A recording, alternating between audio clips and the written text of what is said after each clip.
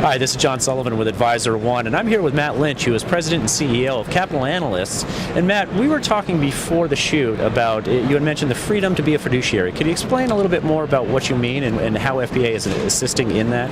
Sure. Yeah, I'd be glad to, John. Thanks for the opportunity.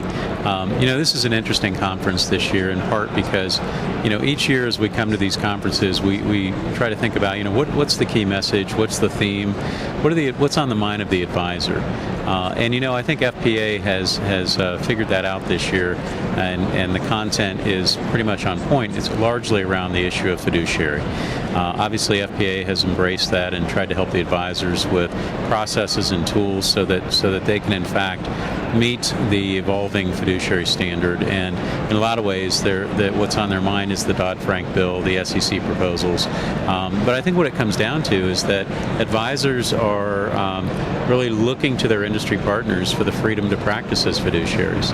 And the ability to say, I understand what the conflicts of interest are. I understand how to move forward with greater transparency. I understand how to follow a process. And FPA has defined processes for financial planning. They've worked on redefining that. But as well, they've said, if you're going to practice as a fiduciary, here are the important elements of that. And really, in a lot of ways, they've taken away the mystery of it because there's just so much misinformation out there.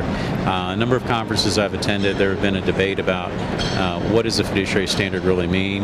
How much of a difficult change is it in terms of the compliance requirements? Is the cost of compliance going to go up? Can you still earn a commission? What happens with some folks that still sell proprietary products? What are the issues around that?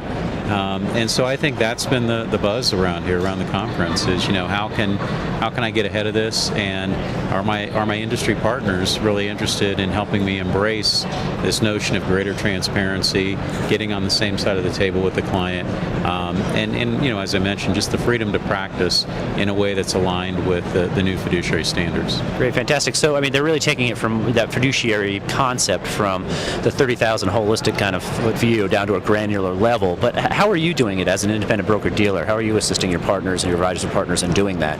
Right. So we looked at the landscape a number of years ago and found that as we listened to our advisors, what they were saying is they were very interested in moving to fees. They were actually, in total, they were really ahead of the industry. And what they said to us is that, we really need the ability to provide the services for our clients, whether it's on the fee side or the brokerage side, and with unencumbered access to both platforms. And we don't want to be penalized for having too much business on one side or the other.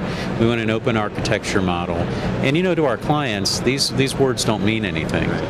A share, B share, C share, 12B1s. We don't use that language in front of the client. And so what we've done is we've moved to a more transparent model where our advisors pay a flat fee for access to all of our services, and we're really RIA neutral, which means that if they come to us and they're an RIA only and they want to maintain their own personally owned RIA, we're perfectly fine with that. We provide a platform of services that enable them to be more efficient. If they're duly registered, which 90% of our advisors are, and either operate their own RIA and have a registration on the broker-dealer side, or they operate through our RIA, we're just neutral, and we provide the same set of services at the same price point. And then by partnering with Pershing and the RIA Complete model, we've been able to leverage that technology, couple it with ours in our advisor portal, and really deliver a better integrated platform so that ultimately all the advisor really needs to think about is what's in the best interest of my client. They don't have to think about 3 different platforms or a price point over here, or should I pay for this technology? Am I better off charging a commission?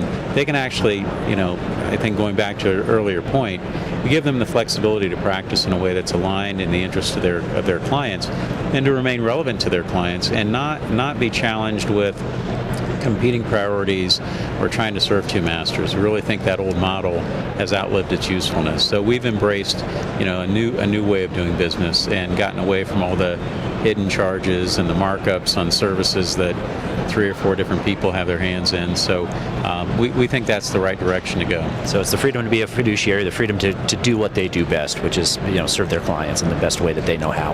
Yeah, it absolutely is. And I see our role as a provider is to really help them operate their businesses efficiently and to help them grow their business. And so if the tools that we provide help them to price and manage their services in a way that's relevant to the affluent client, and they have greater operational efficiency because of their partnership with us, we've really delivered the value we want to deliver. Fantastic. Matt, thank you so much. Appreciate your time.